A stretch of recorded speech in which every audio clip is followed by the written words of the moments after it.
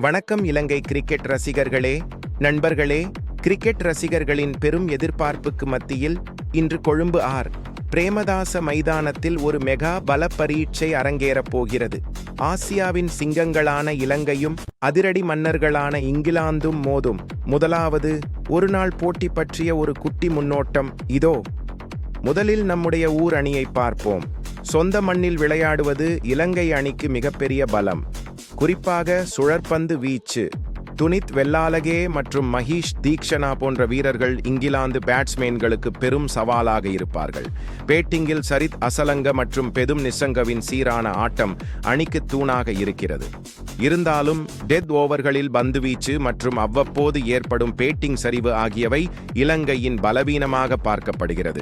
மறுபுறம் Harry Brook தலைமையிலான இங்கிலாந்து அணி புது ரத்தம் பாய்ச்சப்பட்ட ஒரு அணியாக தெரிகிறது. ஜோஸ் பட்லர், ஜோ ரூட் போன்ற அனுபவ வீரர்களுடன் அதிரடி இளம் வீரர்கள் இணைந்திருப்பது அந்த அணியின் பலம். அவர்கள் எப்போதுமே அக்ரசிவ் ஆட்டத்தை விரும்புபவர்கள்.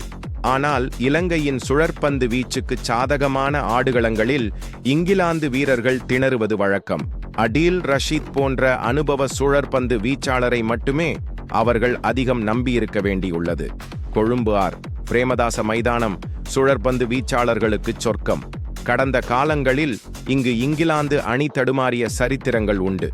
ஹாரி ப்ரூக் முதல் முறையாக ஒரு முழுமையான தொடரில் இலங்கையில் கேப்டனாக பொறுப்பேற்று வழிநடத்துகிறார். இவ்விரு அணிகளும் கடைசியாக மோதிய போட்டிகளில் இலங்கை அணி இங்கிலாந்துக்கு கடும் நெருக்கடி கொடுத்துள்ளது. குறிப்பாக உலக கோப்பை தொடர்களில் இலங்கையின் கை ஓங்கியிருந்ததை நாம் மறக்க முடியாது. இங்கிலாந்தின் வேகம் வெல்லுமா அல்லது இலங்கையின் சுழல் மாயாஜாலம் செய்யுமா?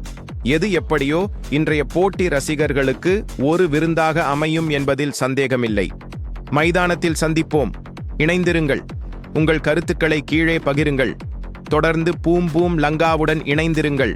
உங்கள் ஆதரவை தருங்கள். எம்மை பின்தொடருங்கள். லைக், கமெண்ட் பண்ணுங்கள். நன்றி, வணக்கம்.